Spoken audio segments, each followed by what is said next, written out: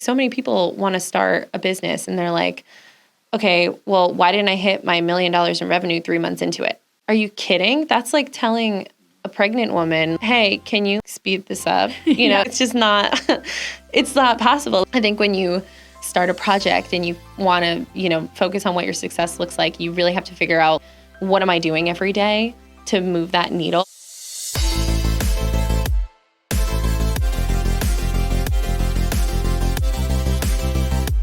Welcome to Seriously Catherine, a podcast about taking your business seriously, but not yourself. All right, episode 2, guys. I can't believe it. I'm still here for it. I hope you're here for it too. On this episode, our guest is Berdar. She is the co-founder of Bear Blends. And if you've been to a Bear Blends, then you know how delicious these smoothies are. And so she's here to tell us her story. This week's hot take is all about TGIF. So this prompted a rabbit hole of research last night based on, and conversations at the dinner table. So we have Sunday dinner, and first of all, we ordered the family dinner from Fat Paulie's with spaghetti meatballs. It comes with 2 loaves of bread, 4 salads. We got cannolis too. It didn't come with it, but you should get the cannolis because they're good. Anyway, so we're sitting around the kitchen table, and I brought up Suzanne Somers, and she just passed away, R.I.P., but she was like the quintessential hot mom. Wouldn't you say? I mean, I was a kid and I was like, man, she's beautiful. She's so in shape. She looks so good. She's been working at Thigh Master, and I just loved her.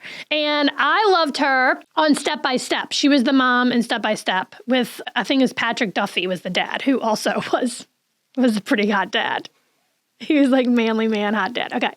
So there, I don't know if anyone knows what the show is, but it came on TGIF. It was, after you got home from school on Fridays, you turned on the television, you watch all these shows that all came in a row. So Step by Step was one of them. And Mark thinks Family Matters was one of them. Okay, Family Matters. And then I said, well, was the Cosby Show one of them? Because I definitely watched the Cosby Show growing up. Somebody has to educate me here. Like, what was the actual rundown schedule of show for TGIF? But what's really, really cool, right? So my sister-in-law, she is 7 years older than Mark. And she was like, listen, Suzanne Somers wasn't known for Step by Step. She was known as Three's Company. And so we talked all about that. But I mean, how awesome is it? Like, this woman spanned generations of people. Anyway, R.I.P. Suzanne Somers and the Thigh Master. She was also a big advocate. She went through breast cancer, survived breast cancer. She was a big advocate about that. She publicly was battling that. Also, I found out that she passed away on CBS Sunday Morning. That is where I get my news. So I have to give a shout out to Miss Helen Lang, which is my best friend from high school and college's mom. She always had CBS Sunday Morning on. Like, if we spend the night, Saturday night, drinking, whatever, we wake up and she always had it blaring CBS Sunday Morning. I always thought oh my God, this is such an old lady's show. And now I am that old lady in my in my sweater watching CBS Sunday Morning. It's so uplifting, like a silver lining of the news. We watch it as a family. The girls watch it. They also learned about all the news, right, in the world through CBS Sunday Morning. Because I don't watch the news in the morning. I don't watch it at night either. Okay, we don't want to go there because this is escapism, and so I don't want to talk about the news right now. But I learned that Suzanne Somers passed away on CBS Sunday Morning. They did a memoriam during the credits and stuff. So anyway, it just took us down a rabbit hole, and I want to know: do you know the Step by Step theme song? Because I do. Oh, here's a good facepalm moment. So my kids are obsessed with Target. They want to go to Target all the time. And then we go through the self-checkout. And I usually do just let them get a little something. So lately they've been getting, it's this bottle of, it's almost like a bottle of Pixie sugar. And then there's literally a nipple that they dip into, which the nipple is candy, like hard candy. And they dip it into the powder and then they suck on it. It's so weird. So And I prefer them to get Kinder Joys. That's how I usually try to influence their decisions to get the Kinder Joys. This one particular time, Ruby got a push pop, which is just like hard candy and you push it up. And Zia got this stupid bottle thing. And we get in the car and it's like, we went through Target. I brought both of these children to Target with me, which is the first mistake. We get to the car and I'm like, just so grateful to be in the privacy of my own vehicle. Ish, right? Because I'm like in between cars. I got them in the car seat. Like simultaneously, they both drop their shit, right? They lose their shit and they drop their shit and then they lose their shit. And then I lose my shit because it's like, I'm not going to pick up this candy off the ground of the Target parking lot and hand it back to you to eat, right? And anyway, so like, this was just an experience, like one of those moments where you're just like, what, why? Why was I thinking that I should bring these rotten children to Target and then give them what they want and then they destroy it by dropping it and just like losing it, you know? So obviously if you're a parenting expert, you can send me a message and let me know like what I got wrong here, probably because I was giving them what they wanted and they hadn't had naps or whatever it is. But it was just one of those moments where I'm just like, fuck, what was I thinking? Why? Why do I do this to myself? So another like a recurring theme in my life is that I have FOMO. So like, for example, on Friday, Mark got home. He's traveling for work. So he got home, must have been like 5:30. And we were all getting ready to go to the Halloween fun festival at Posey and Ruby's school. And so I had every intention on like all of us going, and Zia was with my sister-in-law, so we didn't have to battle her. And so we were all going to go to this thing. And Mark's like, actually, why don't you just stay home? Why don't you just stay and just chill and have like 2 hours of just doing whatever it is you want to do? And I'm like, okay, like this seems like this should be the best thing, right? But so then I did. I let them go. They went to the fun festival or whatever, and around 8:05, they're like home already. The thing ended at 8, but they were home at 8:05, which seems strange to me. And they were like, Posey was not thrilled. Ruby was upset because she didn't realize it was going to be like a scary thing. I guess she didn't want to do the haunted house. She didn't want to do the scooter thing. And she said everyone was jumping out at her. Everyone was dressed up. I'm like, yeah, dude, it was Halloween. It's a Halloween fun festival. So anyway, my point was, had I been there, right, it would have been a different experience. I'm not saying Mark is not fun. He is. He's a fun guy. But the whole experience is overwhelming. And so he probably wasn't the most fun version of himself, especially not in Ruby's eyes. Posey had a great time. She was like, you know, look, I did the scooter thing and I did the haunted house and in and out, ready to go. And Ruby was just upset. So my point though is like, I get FOMO. So it's like, I'm being gifted this free time to be by myself on a Friday night to do whatever it is I want to do, which I think I took a shower again. Vacation for me is a shower with no one opening the curtain and asking for anything. The bar has been lowered. Hospital stays or a shower without interruption. But I have like FOMO. So I'm like, you know, also when I have the opportunity to do whatever it is I want to do, I want to work and I want to be with my kids. All right, guys, today I have something truly special for all of you listeners out there, especially if you're planning a getaway or a staycation in the heart of Saratoga Springs, New York. Ladies and gentlemen, I present to you the hidden gem of Saratoga Springs, the Adelphi Hotel. Not really hidden though, because it is right smack dab in the middle of town on Broadway. If you're searching for an experience that combines history, luxury, and modern charm, the Adelphi Hotel is the place to be. It's more like a resort, if you ask me. I've had the opportunity to stay here, and let me tell you, it's an absolute dream. Did you know that they also host events and weddings? Yes, they do it all. The Adelphi Hotel is more than just a place to stay. It's an experience in itself. Picture yourself in a room with stunning decor and plush bedding. You will feel like royalty. If you're able, definitely book the Polaris room because it has a jacuzzi tub on the balcony. I mean, what mom doesn't need a staycation here with no kids and maybe even no husband?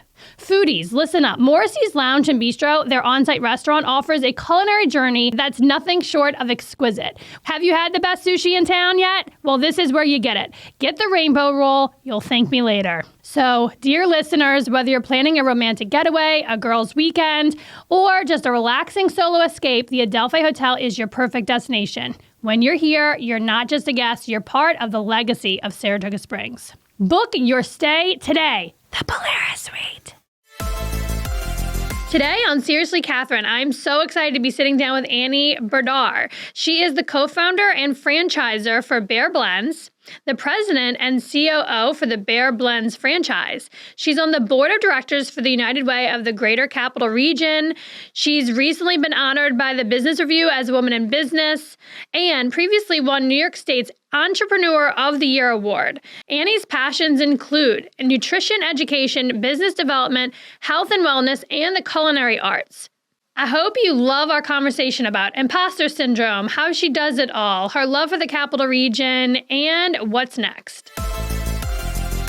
Let's talk about you. You were working at the yoga place. Yes. Yes, so, that's where you met Jess. Yeah, my partner, Jess, she had, now more, but she had 10 years plus of business experience when I met her. And she founded the Hot Yoga Studio, and I loved yoga. I still love yoga. I still teach yoga, actually, like right at the hot yoga, right? Hot yoga spot. Yeah, 100%. But yeah, so Jess and I came together when I was 21, 22, because I wanted to teach at her yoga studio. She asked me, what are your plans for the future? And at the time, I was pursuing biochemistry. I loved nutrition. I loved science, but I didn't know if I wanted to be in the medical field or not. I didn't believe in big pharma to a certain extent. I mean, it's obviously necessary in some capacities, but I just thought, why don't we focus more on preventative medicine? And do I really want to go down that rabbit hole? Am I going to be satisfied with a job in that field? And I realized, kind of like you, when you were first starting out, like, I just want to do this and solve this problem, and here's how I think I'm going to do it. And so when she asked me that question, I said, I love science and I love all those things, but I would really love to own some type of healthy cafe concept, because I really do believe that, you are what you eat. And I believe that if you approach it from like an educational standpoint and a science background, you can help move the needle in the right direction when it comes to health and wellness. Yeah. Especially in this country. I mean, we eat so much garbage, and sometimes unknowingly. We don't necessarily know. I would say the majority of everyone we know, like, America in general is like processed food. Yeah.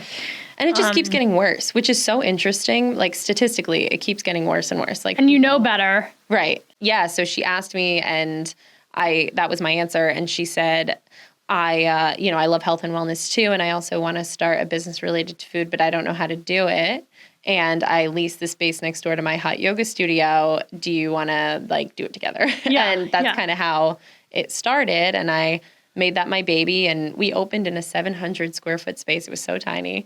And we only did bowls and smoothies at the time. And I knew I wanted to expand what we could do. And we just kind of grew from there. I mean, I worked my butt off. I didn't, didn't sleep. I still don't. Yeah, the business keeps evolving, know? So it's like... Yeah, and you were like behind the counter, like making, I literally was up. behind the counter yesterday at my local store. So there's I don't think, some people glamorize this whole business owner thing. And it's like, if I got to scrub toilets, I'm going to scrub toilets, I got to do whatever I got to do to make it. Well, and I think that's why, who you are as a person resonates with me so much is you're so authentic and you really do show kind of the ins and outs of it, right? So you're still teaching yoga. Yeah. You're still working behind the counter at Bear. And 100%. And then on the flip side of it, you're putting together franchise disclosure documents. I'll never forget, you were at Palette. You had your first meeting with a potential franchisee. And you were so excited and freaking out. And it was just wow, you're doing this. And it seemed to me, I know this is not the truth, but it seemed to me like it did happen overnight. You were on it. Yeah. I mean, you have meetings lined up. It was I don't know how else to say it, but overnight it was so exciting. Yeah. It was very quick. I think there is a benefit to that. And then I think there's also a drawback to that, because you get really excited, to your point, what we were kind of talking about before. You get really excited about where you see yourself going. And sometimes that excitement overcomes you, and you don't necessarily put everything in place to say, okay, when this happens, what am I going to do? Or where are the support that I need? Or what happens when a global pandemic happens, And so I think it seems like it happened almost overnight. There was a lot of work behind it, but in hindsight, we opened a location. We did really well with it. We opened a second one. It was crushing it. We turned it into a franchise, and now here we are. And I honestly, I love, because our food is gluten-free, it's vegan, it's whole food plant-based. Like we really don't serve garbage in any capacity. And it's so exciting to me to see how many people are interested in being a part of that, because they're like so many people do care about health and wellness. They just don't necessarily understand how to incorporate that into their lives. So the initial excitement with the franchise was so validating for me. And I'm so grateful for that. And even the continued interest in the franchise, people just wanting to bring health and wellness to their own community. Yeah. It makes me feel like I did something right. Yeah, or you're doing it. I mean, you're literally in the moment of it, right? You're doing it right now. Yeah. So you own, like from a local standpoint, you own, is it 3 locations? Yep. Like corporately owned? Yep. And then you have these franchisees, and how many are we up to now? Yeah, so we have 4 local franchises, and then we have one out in Colorado. We're actually opening Boston this weekend. We're waiting on one more permit to pass for them. So I say that lightly, but hopefully this weekend Boston is going to open, which is a brand new market for us. I'm so excited about it. It's right. I don't know if you're familiar with Boston or. Yeah, Mark and I lived in Boston, and we lived in the Back Bay neighborhood. We just went there. We brought the kids back just to see it. It was fun. I mean, it's a different. Yeah, it's a big city. Right. So, and are you targeting college towns? Honestly, yes and no. I think targeting more urban areas is something that I'm looking to do moving forward. Like our Saratoga store has been crushing it from the beginning, and it just keeps, getting better and better. And we're technically off what some people would call the beaten path, because we're right off Broadway, but we're right behind the Welcome Center. Yeah, well, you have parking. You don't have to deal with Broadway bullshit. And the girls in there are so sweet. Oh, thank you. Like, they're just so kind. Yeah. It's like they know you. I mean, but this is like. But I think it's also because we do something that makes them feel like them serving something that they know they are excited to serve. Like, I think they genuinely enjoy making the product because it's unique. I think they enjoy prepping for the salads that we do because it's so unique. Like, what other place are you going to go to where they're like, I'm going to teach you how to make whole food plant-based ingredients, and if nothing else, you can take this with you as a life skill from here on out. So now, in your own life, you know how to make overnight oats, and you know how to make healthy smoothies, and you know how to tell the difference between something that's healthy and something that's not. So I think they genuinely enjoy that piece of it. And I think some people really enjoy customer service, some people don't, but the ones who enjoy interacting with the public and sharing the fact that we're doing something super healthy. And, I think it makes them feel good. So we really try to focus on that positive work environment and make it not extremely taxing for them on the back end. I'm always looking at the operation and saying how can we do better and how can we operate more quickly, but of course without compromising the product. And I think that's where sometimes when people develop food service concepts, sometimes they compromise the integrity of the product for that service piece of it, for the speed. And when it comes to natural food, you really can't cheat it. It's either natural or it's not. Yeah, yeah. I remember one day I walked in, I don't know what she was cooking. It smelled like garlic and it must have been tofu or something. We make a roasted garlic tempeh on one of our salads. It's so good. It smelled so good. And I was just blown away. And then there was something. So I just went to Kripalu a couple weeks ago. Have you ever been? I'm sure you have. I haven't actually been, but I've Annie! I know. Well, yeah. In my next life, when I have more time, I'll do more things. But. I know. So the first time I went to Kripalu was in March. Yeah. And I just needed to get away. We had childcare. So I was like, peace out. You know? And it's a yoga retreat. It's a yoga wellness retreat center. Lots of people who are into yoga know about Kripalu. Yeah. They've trained there. It's supposed to be the country's best training. The Mecca. Yep. So I am not even, I think I almost died the first time I attempted hot yoga. I think I went outside and puked in the parking lot. Yeah. But just to point out, I'm not this, I'm active because I have 3 little kids, but I haven't worked out since, I haven't worked out in a long time. Yeah. So I wasn't going for the yoga. I was going for just the getaway. And it was so transformational. So all the food is included, right? So you go there and you eat breakfast, lunch, and dinner there. It's all health and wellness. Healthy. It's plant-based. Yeah. There's everything. And they do a tempeh. I don't know if it's tempeh. It's is tempeh, can you ground it? You can, yeah. Or maybe it was tofu, grounded tofu, but it was like a whatever, scramble, like in the morning. Good. It was like peppers. And I was just like, this food is so good. How is it tasting so good? Yeah. You know? But it's like, it was a great exercise in like, just resetting. Yeah.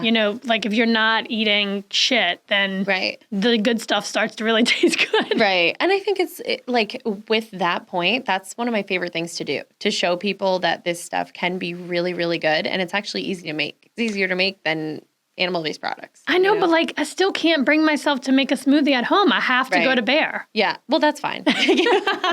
Yeah. Well, I'm not going to tell you how to make a smoothie. So tell me, you brought smoothies, obviously. Yeah. I'm not saying like I invited you to be on this podcast because I would get free smoothies, but there was a thought in my head like surely she's going to bring smoothies. But so tell me what is in this one. I usually get the California Cleanse when I go to the Bear. I go to the one in Saratoga Springs, and I don't even know what it has in it. It has like blueberries. Yeah, because I was like looking for blueberries. Yep. And the California Cleanse it's got protein in it. Yep, vanilla protein, and kale. It's got so you get your greens kale. in there. Yep. But it's so good. Yeah. Like how is it the sweetness from the blueberries? Yeah. No, probably from the banana in there. Oh, banana. Yeah. Okay. So there's banana in there, and the vanilla protein has a sweeter flavor to it too. So it hides like the bitterness from the kale. So this one is called pumpkin chip muffin smoothie. So I brought stuff from our fall menu because we have a fall menu right now.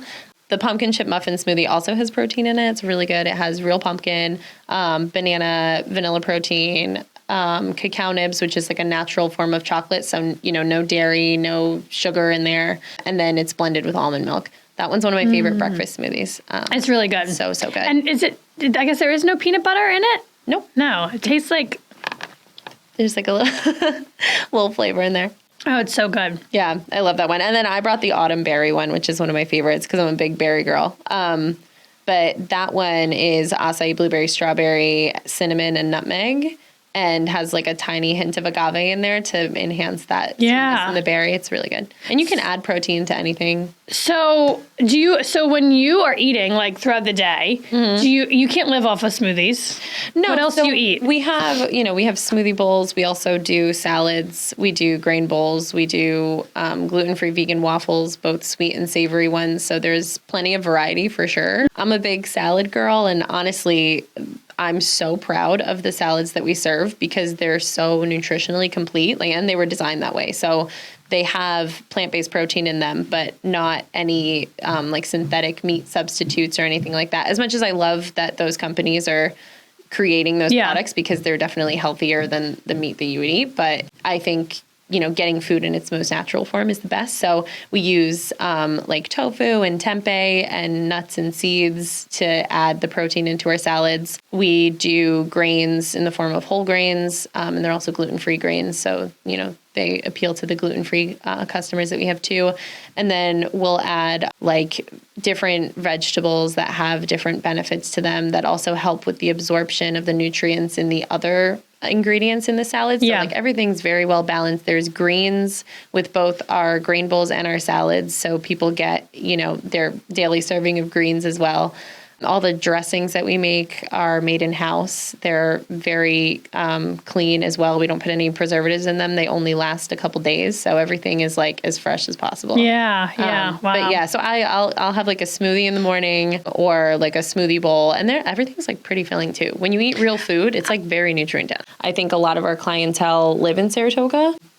We kind of appeal to this type of customer base. The product isn't cheap, so candidly, like it's something that you have to have disposable income to afford. And I try to combat that personally in donating my time with different organizations that focus on childhood education, nutrition, health and wellness. I'm also on the board of directors for United Way, and we have a bunch of different like nutrition related projects that we do. And so right now, just with supply chain and with ingredients, healthy is expensive and you have to pay a premium for it. Unfortunately, if I could give away a smoothie for free every day or multiple smoothies or our entire menu, I would, because I really do believe in the benefits of our product, but obviously it's a business. So there's that piece of it. So I think just naturally, demographically, Saratoga is appealing. But that being said, too, we're in other markets throughout the capital region, and all of the locations do very well. So I think we've also kind of come to a point where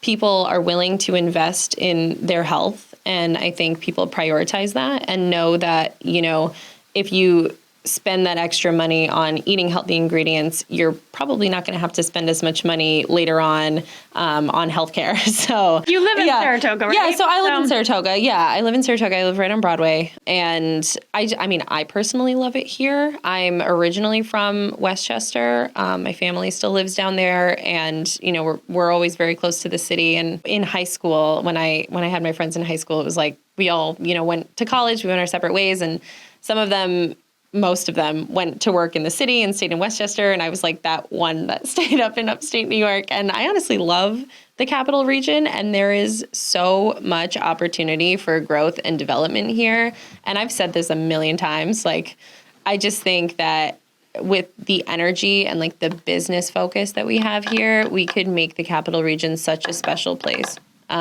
For sure. So I really enjoy the community up here. I love being up here. I really like Saratoga. Well, I consider you like a regionalist, right? You're like all about, you're not, there are some people who just like stay in Troy or stay in Schenectady or stay in Saratoga. A lot of people just stay in Saratoga. Right. I try to bounce around. I do like. But you do. You get around the whole region. Yeah, and I have friends who live. It sounded bad, but get around. We need everybody to get around. Yeah, well, I think it's important, right? Because there are so many different pockets of awesomeness. It's a horrible word, but that's so true. Like. Yeah, I don't mind. Like, I think last week I drove down to Schenectady one day, came back, went to Latham, came back. Like, I love the Northway. It's like the only time that I get a chance. Do you? I don't know if I love the Northway. That's the only time I get a chance to like be alone in my car, like listening to a podcast or listening to the radio. You need that separation from church and state sometimes. I think like so my corporate office is in Latham, and I feel the same way. Like I drive down there, pretty much every day, and I'm like, this is great. This is my podcast time. Yeah. So, and I feel like I live right downtown. The kids go to school downtown. Palad's downtown. So I literally sometimes will never leave like a 2-3 block radius. Yeah. It's not healthy. Yeah. Yeah. I mean, it's great to have that, right? Like I used to say when we really lived downtown, I used to say like we put more miles on the stroller than the car, and it was, which is kind of great though. You know, like I don't hate that. Sometimes there are definitely times when I wish that our corporate office was in like the Saratoga store, so I could just walk down the street. Yeah. Well, and I think that with the capital region, we have that capacity where we can some days stay in the neighborhood and some days we can go out, and it's still everything's very accessible. Yeah. Yeah, absolutely. So did you just open one in North Greenbush, East Greenbush? Yeah, North Greenbush is the one that's the most recent one in the capital region. It's right across from Hudson Valley. So they actually developed that whole area recently. They put in roundabouts where there were previously a bunch of traffic lights, so the traffic flows really smoothly. And they put in we're in a building where one end cap is Starbucks. I think we're the other end cap, actually. Maybe. You have a drive-through? No. Oh. But that would be cool. I mean, that would be great. It's just our product like requires so much attention to detail right now. Again, it's that whole like I don't want to compromise the product and pump it out. If I could make it happen, I would. Don't you worry. A drive-through. Yeah. Oh my God, that'd be great. Oh. And this is like a perfect example of like people who jump the gun with things, right? Because it's like, what a great idea. Cool. So instead of like, I think most people, or at least maybe this is just me because this is just how I used to operate, but I'd be like, great, let me find a building with a drive-through and we'll just do it. You don't know what you don't know. You'll figure it out along the way. Right. But it's like, no, you can't do that. Like, you really have to operate from the mindset of like ready, aim, fire, because if you don't, I mean, that could be a huge failure. I mean, what if nobody comes to my drive-through and all this money that I invested in building a drive-through isn't worth it? And it's more expensive to have that. Oh my God, it's so expensive. Well, because if you propose it the way that you just did, right? I just doubled my operation. So I just doubled my labor cost right there, right? And then all the signage that you need to display for a drive-through, That costs a ton of money. Making sure that it's open and operating when we want to, just overseeing it costs a ton of money. How much more product do I have to order? That's a risk in and of itself. So it's like, I think like really figuring out, and this is for like anyone I think who wants to start a business, it's just really figuring out what you want to be doing every single day in your business and really figuring out what it looks like and what the potential failures are with it and the potential successes too, not to be negative, but no, it's true. I think it's just nobody thinks about it. What I believe is the big disconnect is that we see the end result for a lot of people's successes or even failures, right? Yeah. We see the end result and we are like, wow, we don't want that, or we do want that. Yeah. And we're not told, or the veil's not lifted, or the hood's not lifted underneath of what happens in between, right? Like the COVID, I mean, just like the staff person who just doesn't show up one day. Like not everyone shares that part of it. Yeah. And it's so much of it. Right. Like if there's like one main thing that goes well, there are like 5 things that didn't go well, which are great. But my perspective is, how did I show up in those circumstances? Yeah. And I'm proud to say that I like do try my best every day and think holistically about a problem to come up with a solution. But, if you focus on just the one thing that went right, it's like, I just don't think we get a full picture. Like, Beyonce she didn't just like overnight have everything that she has, right? It took a lot of time, like a lot of planning, a lot of due diligence, I think that's the biggest key to success. I really think it's just time and patience. I think that when you talk about success, because so many people always wonder, what is the golden ticket to success? And like, I actually listened to a podcast about this the other day and I thought it was really insightful. And the person who was sharing their opinion had reached that point in their career where they were like, okay, now I feel like I'm qualified to talk about this. And, candidly, I know I'm personally not there yet. I mean, there's no way. I've been owning and operating businesses for 5 years, and I think I'll be where I want to be maybe in 10 years if everything goes well. So like maybe ask me in another 5 years, what I think success looks like. But I think so many people have, there are autobiographies written and there are resources out there for you to read about success. And a lot of people are like, well, you got to wake up early and start your day and, you got to work really hard at it. And it's like, okay. But I really think that it's just patience. Like so many people want to start a business and they're like, okay, well, why didn't I hit my $1 million in revenue 3 months into it? And it's like, are you kidding? That's like telling a pregnant woman, like, hey, can you like speed this up? It's like, it's just not, it's not possible. Like the universe decided that it takes 9 months to make a baby. Yeah. And so it's going to take 9 months. You know what I mean? But I think when you like start a project and you want to, focus on what your success looks like, you really have to figure out, what am I doing every day to move that needle? Like what role do I play in my success and what does my life look like through that process so I can hit that point of success? Right. Because I think too, when you ask somebody like, what do you want? They're like, well, I want to be rich, and I want generational wealth for my family. And I want to start a business that's going to make me all this money and whatever. And it's usually like very fiscally focused and it's kind of like, okay, but what do you want? Like actually, you know what I mean? And what are you willing to do? And how long are you willing to wait? Right. Because I think everybody kind of has their time, like if I want to be successful in 5 years, I got to make sure I have a plan in place. And I got to understand my role and my team's role and what the potential drawbacks are and what the potential elevations are through that process. And you got to be realistic about it. And I think that's, if people really sit down and think about all those things, that's where they usually give up, right? Because they're like, oh, yeah, no. That's a lot of work. Right. That's a lot of work. Yeah. So I was having this conversation at dinner the other night with a friend of mine that I went to college with, and she lives up here now. And we were just talking about, my perspective was, listen, you go through a lot of, hard times, trauma, what have you, and it builds you, right? Yeah. And then you come out on the other side of it and you are who you are, and she's like, that's total bullshit. Like, you didn't have to go through trauma or like hard times to be who you are. Like, you were always going to be who you are. Yeah. And so I would love to get your perspective on this, because some may say like, well, you were at the right time at the right place. You met Jess. She gave you this opportunity. You guys partnered to open Bear. Would you have opened Bear? Would you have done something already?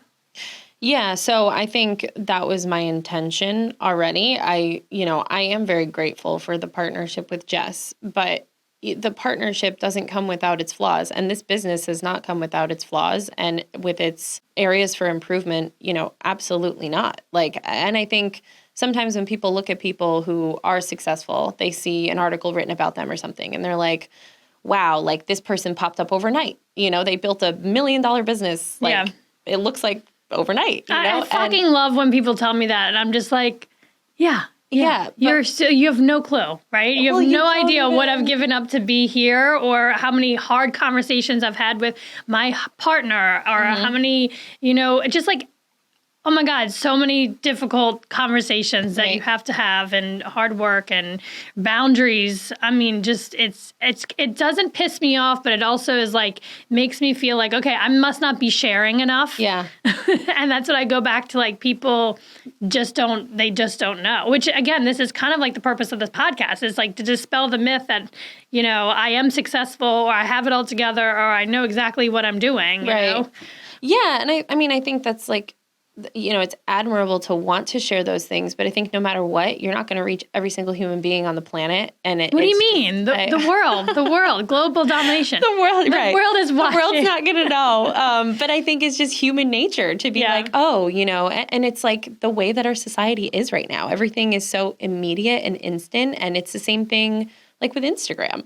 I look at Instagram and I'm like, wow, this person's life is so perfect. Why can't my life be perfect? Do you know? But people watch you, and they think that. I saw that video of you doing like a upside down handstand thing. Like, I guess that's what you do when you're a yoga person. But I'm like, holy shit, your body is incredible. You are living this amazing life, right? So, well, I think that's what it looks like, all the time. But it is what it is, right? Like you are showing exactly what's going on. Right. So this is a good topic, I think, because I think like Instagram is so deceiving, right? And I've tried for probably the first like 2 to 3 years of Bear, I wouldn't share anything that wasn't related to work, because I didn't want people seeing that I had friends, and that I could be a normal human being, because I was like, well, people always have opinions, and I don't want anybody to formulate a negative opinion about me. And then I hit a point like a year ago where I was like, fuck it. Like if I want to go out there and I want to be like, hi, I'm at a restaurant and I'm having a drink with my friend, I'm not going to like post naked pictures or anything crazy, but like, I was just like, I'm allowed to enjoy my life. Yeah. And have a life. Yeah. And, but But this is similar to like I think our upbringing, right? Yeah. Like, correct me if I'm wrong, but you're raised by strong, hardworking immigrants, parents. Yeah, you work harder. Like that's just like the white knuckle it, power through, right? And I'm the same way. Yeah, like both my parents still work. I don't think they're ever going to retire. Yeah, work. And it's like, well, what about the other side of it? You know, so I think it's important. The other part of it too is like, this shifted my perspective a little bit. Is like, because I would feel guilty sharing, right? Like that I went to Disney World, because I'm a fanatic for Disney. Like, I'm obsessed. I've seen. And we know, Catherine. We know.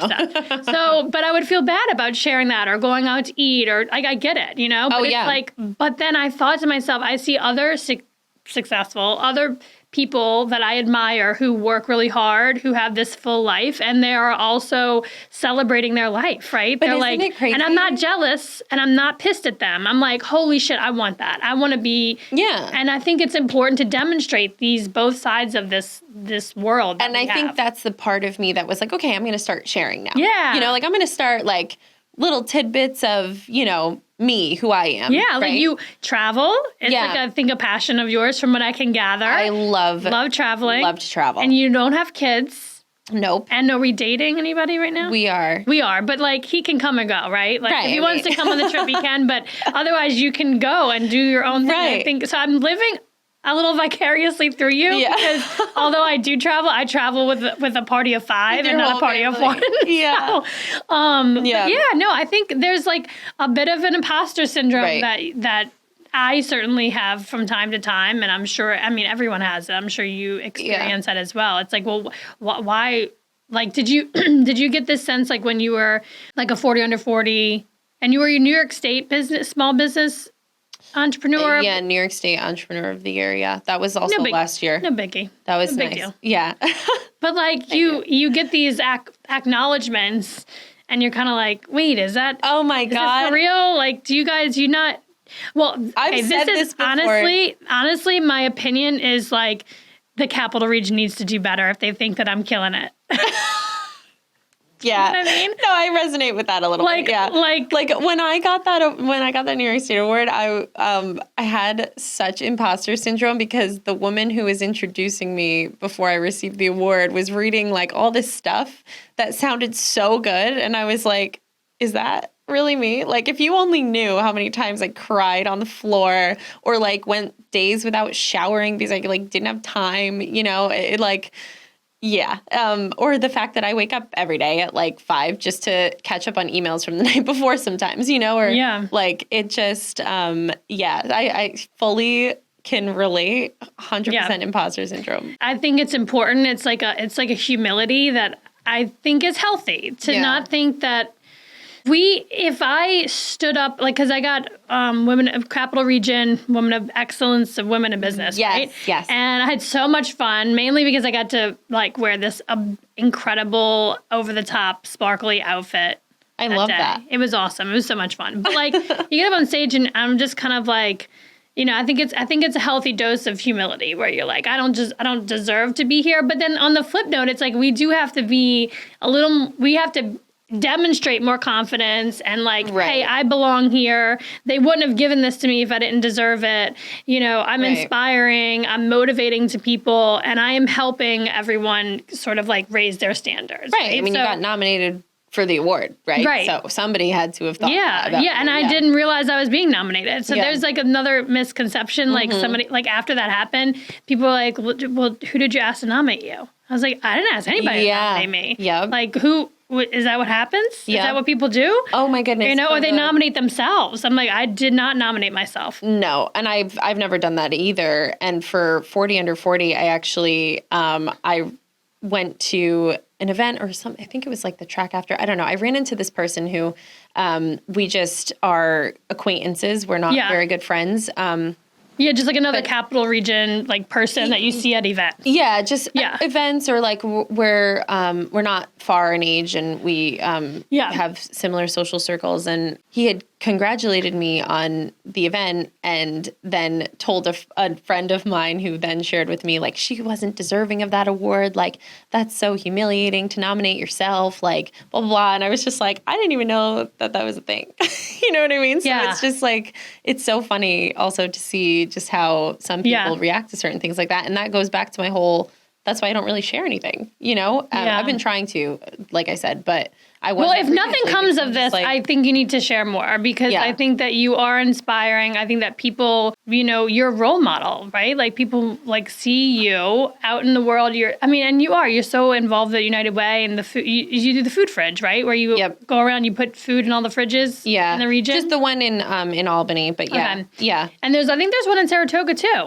Yeah. So the Saratoga store has donated to that one a couple times, but if you asked me where that one was, I couldn't tell you. I actually have no think idea. It's on Beekman or, you know, somewhere on like near the arts. Yeah. Okay. Yeah. That's good to know.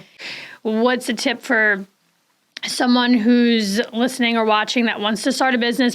If you have a proven system and it's awesome, like, great, go for it. You know what I mean? Like, that's the greatest thing. But it's like, you really got to make sure that you have that system in place, you have the right support people, and that you grow with the intention to create generational wealth, because that's what you want to do with franchising, you know? Yeah.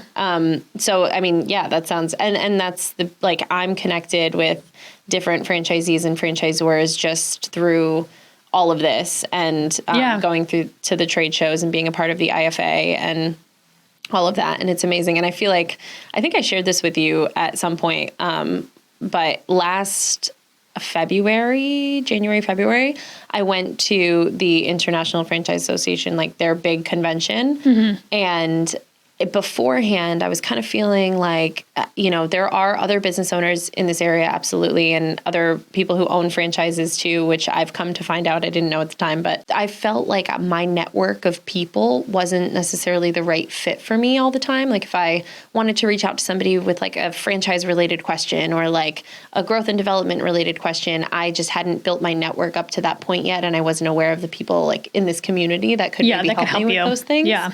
And I was kind of feeling a little, down because I was like, I'm like on this lonely island and I don't really know who to ask for help with this thing. Specific thing. Right. Like specific things. And so I went to this convention and I was just thrown into this like sea of me, and I was like, wow. And I made like so many connections and it's so crazy. Like how much community can really boost your morale and how important that is in your life. So I'm going to come full circle here. Watch this. Ready? So my tip is you really you have to identify if you're starting a business, be friends with the people who are in a similar position.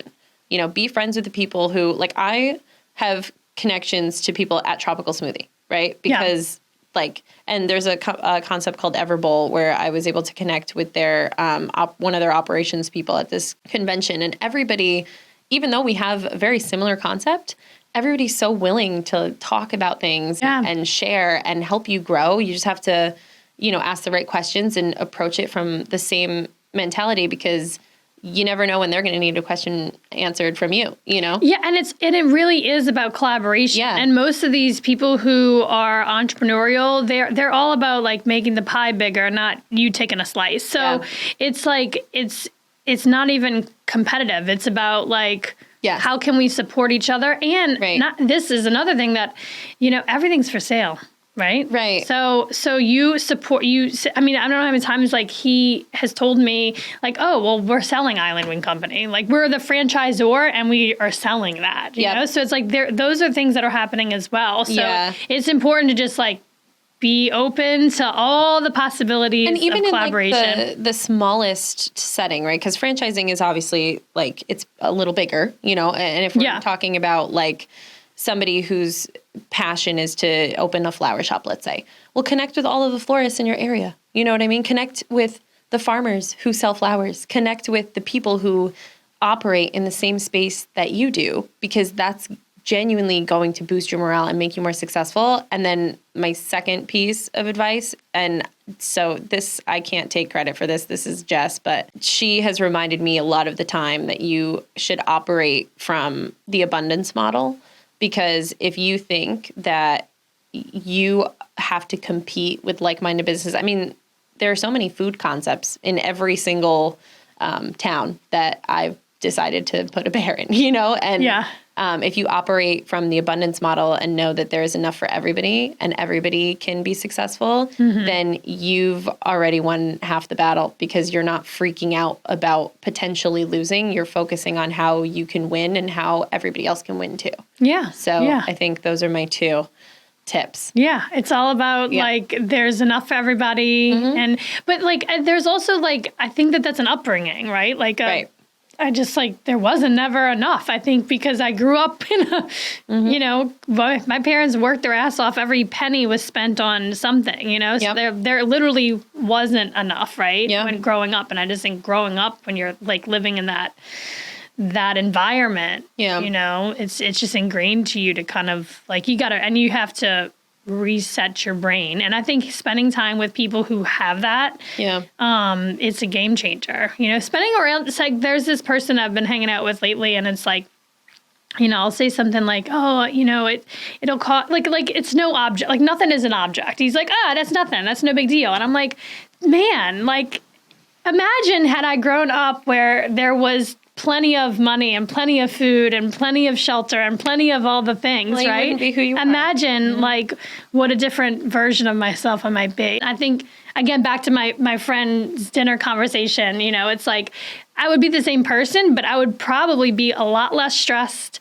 and a lot more hopeful and I think just further along. You know, I have that I mean, this may be a flaw, but it's like I have this like sense of urgency inside of me that like I don't know. This is like going down a whole nother tangent, but it's like you get to the thing that you wanted and then you're like, okay, and now what's the next? Like I always move the goalpost. I just constantly move the goalpost. Well, and I think every successful entrepreneur does, right? I think if you grew up with having everything at your disposal and having no worries, you wouldn't have that fire. You wouldn't have the ability to be like, okay, now what? And how do I figure it out? And how do I adapt to my environment and make the change and continue to grow? And like that fire, I don't think would exist. It's like that hustle. I don't know if that comes from, you know, a limited upbringing or it's in you. Yeah. I don't know. I had a limited upbringing. I mean, my parents were immigrants. They got divorced when I was very young. They were very poor. They worked their asses off. I mean, to this day, like similar to yours, they're never going to retire. And, you know, I saw that. You know, and it's not even that you see it as a child, but you like feel it, you know, this like insecurity around finances. It's almost like ingrained in you, you know? And so immediately I think, at least for me, I was like, well, what do I do to try to secure that? But the other piece of that is, what do I do to secure that, but also live the life that I want to live in terms of do what I want to do every day? That's why like when I said before, most people are like, I just want to be successful, but you don't identify what you want to do. Yeah. Because like the morale piece of it is just as important as the financial piece of it. Yeah. If you don't feel like you're enjoying yourself every day, it doesn't matter how much money you have in your bank account, you're miserable. Yeah. You know? I mean, there's this thing that I tell myself this on a regular basis, like when you feel good, you do good. Right. It's not the other way around. And there are going to be times, I think, in every business owner's life where you maybe made a financial projection where you thought you were going to hit this goal and then you realize, oh, I didn't hit that goal. And so you didn't have that financial piece come into play. But if you genuinely enjoy what you're doing every day, whatever that is, then that's what's going to help you bridge that gap and continue to push forward. Yeah. Because that's almost inevitable. Ask any business owner out there. They definitely probably had some type of fluctuation in finances at some point. It's just, it happens, you know? It happens. Yeah. It happens. So, well, thank you. Yeah. Thank you. I feel like we could talk forever. We could. Thank you. Thank you so much for having me. This was great. Awesome. Love it. All right, this week's sneak peek from Saratoga Living is all about Halloween.